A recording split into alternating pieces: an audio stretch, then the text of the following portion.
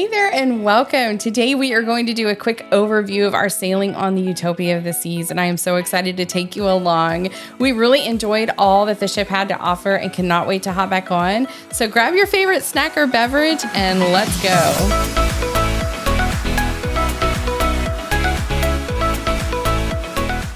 Hi, I'm Brandi from portalsandpassports.com, and I am so excited that you're here. Let's dive right in and see if Utopia of the Seas really is the perfect getaway. This sailing, we were still relatively new cruisers to the Oasis class ships, and when I'm on board, I am always surprised at just how massive these ships are in the best way possible. It is such a fun area of the ship, and we were in and out of there several times for Cafe Promenade. We love Boleros, and the pub and Sorrentos are certainly a hit for us as well. The pools on board Utopia are just too much fun, and we were able to enjoy a few minutes poolside here and there. One of the things I really enjoyed about the ships is how colorful and inviting everything was. We were always able to find a really great seat, and I loved the seating along that was a little bit farther away from poolside, just to kind of sneak away from some of the hustle and bustle. Love that we were able to have great food like a Loco Fresh or the lime and coconut for drinks. It's always great to have the activities like the water slides nearby as well. With a ship this size, I do feel like we were on the go a lot trying to take it all in, especially for a 3-night sailing, but we felt like we were able to see quite a bit and knew we'd be back on board soon.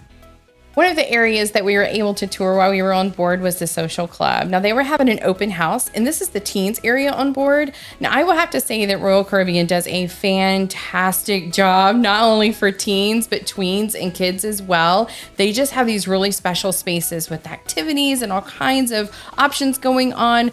The crew is amazing to meet also. Of course, one of the reasons we like to cruise is because of the food. And the spare tire is new for Utopia, and this is a great grab and go spot near the pool. We were here probably one too many times because those cheese and pepperoni tornadoes, they're addicting. But we usually would head off for some food or drink elsewhere while we were there. If we really wanted to find a more quiet spot, we headed to the solarium. We did spend more time in here than I thought we would, and it's a really great space. Since it was just us adults, we were here a little bit more often, I think, than we normally would be because we totally left our children at home and we felt that was totally fine. But we did love the Solarium Bistro here. Loved that we could go away and just be a little bit further from all the action if we needed to be. Now, the mason jar, that is a huge yes for us. We will never say no to a glorious homemade biscuit or a bourbon cocktail. But this restaurant has great decor, great views, and we really love the nighttime entertainment there as well. Now, Giovanni's, it is located in a new location on the Utopia. It is in the 2-story area where you would find Wonderland on some of the other Oasis class ships. Excellent upgrade. We are so happy that you're here, and we would love for you to come along with us on our upcoming adventures. So be sure to like and subscribe and just tag along for a little while. We are big cruisers, but we love all kinds of travel, so you really never know where we're going to end up. So we'll see you soon. For our stateroom, we had an ocean view with balcony, and we found it to be a great size for 2 guests. We love that the bed can be adjusted from the 1 large bed to 2 twins, and you can request this ahead of time, but you can also let your stateroom host know once you're on board, which is what we did for this sailing. We had nice storage and closet space in the stateroom and felt like you could have 3 people in the stateroom, be nice and snug. We did get to tour some of the suite options during our time on board, and some of these suites had bathrooms that were about the size of our full cabin, and that is not a bad thing. Oasis and Icon class ships will also have Boardwalk and Central Park view rooms. We have stayed in a Central Park neighborhood balcony location on a previous sailing on the Wonder of the Seas, but did have to get used to the pool deck music and being able to see right across the way into another stateroom. The Ultimate Family Suite is ridiculously fun, and it was such a great treat to be able to see this and a few other suite options while we were on board. This one even had a media room, which is just wild, and they had a slide for kids and adults, of course, and a great outdoor space that would be awesome for your own sail away party. The suite class staterooms and sun deck on board are wonderful options, and we would consider staying in a suite class on our next Oasis sailing. The solarium stateroom was by far my favorite. I just absolutely loved this layout, and the floor to ceiling windows and the views from here were just fantastic.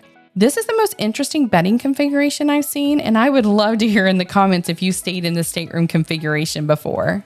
The ship is packed with plenty to see and enjoy during a 3 or 4 night Bohemian sailing, and we could certainly see ourselves on board again soon.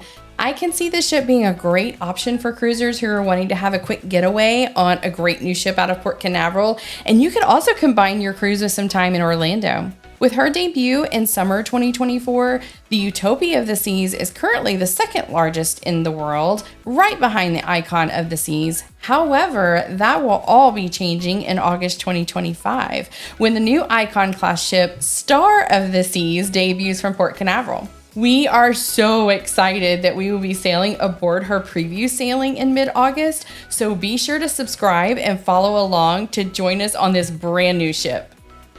If you are looking to book your next Royal Caribbean vacation or any other sailing, be sure to scan our QR code or see our contact information in the description box below. Now, of course, when you're on Royal Caribbean, you know you're going to be having a little bit of time in the Windjammer at some point during your cruise.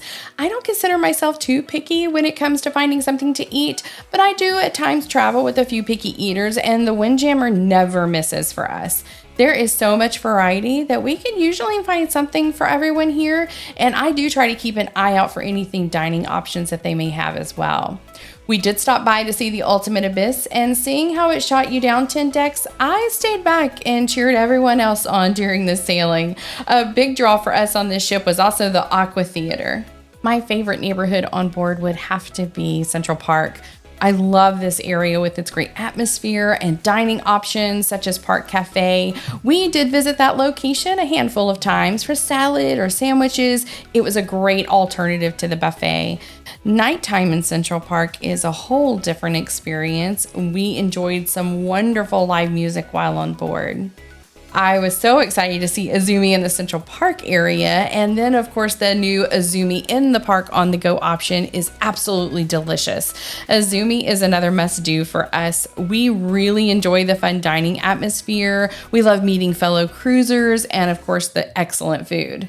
The Aqua Theater show was a big priority for us, and how could it not be with the awesome 80s music? Aqua82 was just amazing, and we loved this show, and I could say hands down that this was probably the highlight of the cruise for us. I am always amazed at what they create and do for these shows, and the fact that the entire team accomplished all of this choreography and acrobatics and dives while the ship is sailing is just amazing. The entertainment team on board, they are just fantastic. One lesson we learned is that you really do need to get to the show early for seating. This show was standing room only. And did I stand for the entire show? Absolutely, I did. Was it worth it? Completely. We did have a stop at the absolutely beautiful Perfect Day at CocoCay during our sailing, and we were looking to hop off and explore the island a little bit and also be able to experience the new adult area on CocoCay, Hideaway Beach. Now, this area does have an additional cost to enjoy, and during our sailing, the pre-cruise price was right around $68 per person, and I certainly recommend go ahead and booking this before your cruise, as that's when you're going to find the better price point. Just keep in mind that it could be a little bit more if you're booking this when you're on board during your cruise. The pricing could also be different depending on the time of year that you sail. Since we got to Hideaway pretty early in the morning, we did take a quick peek at one of the cabanas that are available to rent, which would be perfect for groups. We absolutely loved this area.